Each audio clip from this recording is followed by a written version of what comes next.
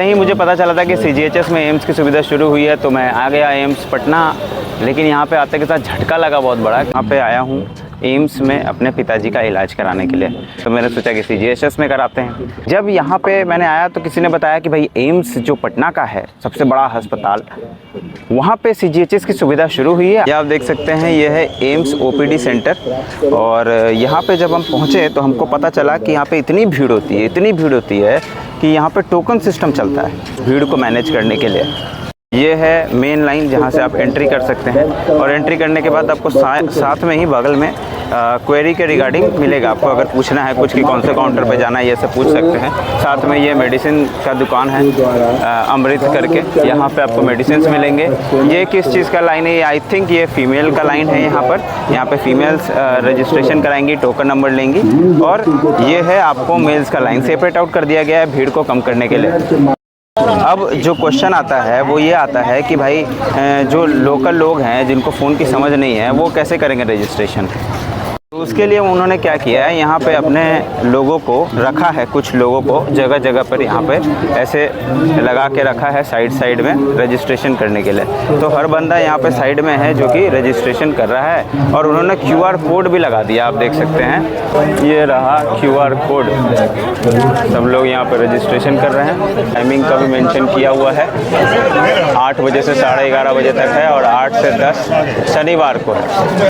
है कि चलो भाई, जिसको नहीं मालूम है उसके लिए तो उन्होंने आदमी लगा दिया, उसके लिए लाइन लग रहा है। अगर आपको लाइन को बीट करना है तो क्या करना पड़ेगा? उसके लिए क्या किया, देखो, स्किप द क्यू, एक बड़ा सा बोर्ड लगा दिया और उस पर लगा दिया कि भैया आप ये फास्टर ओपीडी रजिस्ट्रेशन के लिए तो नेशनल हेल्थ सिक्योरिटी के द्वारा जो डाला गया है उसको आप स्कैन करके ले लीजिए यहाँ से और फिर टोकन जनरेट करिए। सबसे इंपॉर्टेंट बात समझने वाली ये है कि जो भी आपका रजिस्ट्रेशन होगा वो होगा आपके आधार नंबर के थ्रू रजिस्ट्रेशन होगा। आपका नाम वाम वहीं से ऑटोमेटिक कैप्चर कर लेगा और उसके लिए आपको OTP डालना पड़ेगा आधार रजिस्टर्ड नंबर का।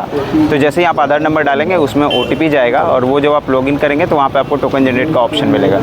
प्रोसेस यही है कि एक बार आपने टोकन जनरेट कर लिया, उसके बाद आप अंदर जाइए, आपको कहाँ जाना है उसके रिगार्डिंग में आप क्वेरी पूछिए, वहाँ पे आपको काउंटर बताएगा और उसके आगे का प्रोसेस वही लोग बताएंगे। यहाँ पे वो लोग गेट पे कुछ एंटरटेन नहीं करते क्योंकि वो लोग ऑलरेडी इतने बिजी हैं। पटना का सबसे बढ़िया अस्पताल है। यहाँ पे लोग सुबह से 5 बजे, 4 बजे, 3 बजे और एक रात पहले भी लाइन लगा के रखते हैं ताकि उनको जल्दी टोकन मिले।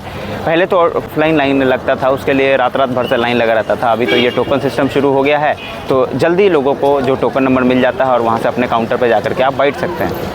नहीं, मुझे पता चला था कि सीजीएचएस में एम्स की सुविधा शुरू हुई है, तो मैं आ गया एम्स पटना।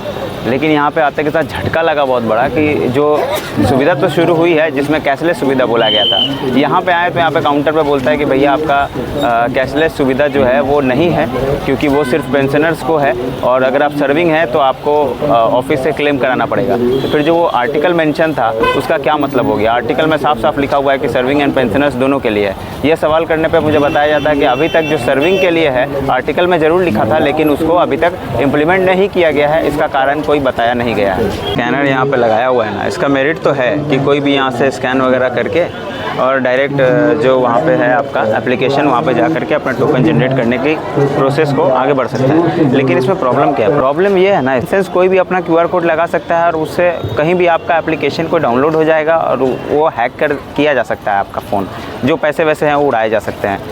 तो इसका कोई दूसरा सॉल्यूशन निकालना चाहिए क्योंकि ये थोड़ा रिस्की है। होप आप अभी तक समझ गए होंगे। सबसे पहले क्या करना है, सबसे पहले आपको टोकन लेना है। टोकन लेने के लिए आभा जो एप्लीकेशन है वहाँ पे आपको रजिस्ट्रेशन करना है। फिर यहाँ पे QR कोड दिया हुआ है, जैसे ही आप QR कोड पे वहाँ पे स्कैन करने का ऑप्शन आएगा एप्लीकेशन में आधार नंबर वगैरह डालने के बाद, तो उसके बाद जैसे ही आप स्कैन करेंगे ना तो आपको ऑटोमेटिक जो एम्स पटना है उसका सारा डिटेल ले लेगा और आपको टोकन नंबर मिल जाएगा कि आप ये टोकन नंबर लेकर के अब आप अंदर जा सकते हैं। तो जब आप अंदर जाइएगा, मान लीजिए आपको CGHS में दिखाना है, तो कोई क्लैरिफिकेशन मिलना चाहिए कि भाई जो CGHS है उसमें सर्विंग के लिए कैशलेस नहीं है, वहाँ पर आपको क्लेम करना पड़ेगा। जो पेंशनर है उसके लिए कैशलेस सुविधा है। तो आप वहाँ पे जाएंगे तो डायरेक्ट आप CGHS काउंटर है 14 नंबर पे, वहाँ पे आप जा सकते हैं और वहाँ पे आप बोलिएगा कि CGHS में दिखाना है। तो वहाँ पे लाइन लगा होगा लेकिन वहाँ पे CGHS का लाइन नहीं रहता, कोई और ही रहता है। तो आप वहाँ अंदर चले जाइए, वहाँ पे बोलिए कि CGHS में दिखाना है। आपको कार्ड वार्ड चेक करेगा, आपसे पूछेगा पहले कि कहाँ पे वर्किंग है, क्या है, किनको दिखाना है। वेरीफाई करने के बाद आपका नाम, डेट ऑफ बर्थ वगैरह, उसके बाद आपका बुकलेट बना देगा। फिर पूछेगा कि आपको किस में दिखाना है। मान लीजिए आपको कान का दिखाना है तो आप कान का बताइए, उसमें आपको ENT के लिए बुकलेट बना के दे देगा, बता देगा कि कहाँ पे जाना है, उसमें सब कुछ मेंशन रहेगा। सेकंड फ्लोर है तो सेकंड फ्लोर पे जाइए। उसके बाद आप जब मान लीजिए उसके बाद आपको हड्डी में दिखाना है तो आप उसी डॉक्टर को बोल सकते हैं कि हमको रेफर कर दीजिए हड्डी वाले में, तो वहीं से आप चले जाएंगे, दोबारा आपको लाइन में लगने की ज़रूरत नहीं होगी।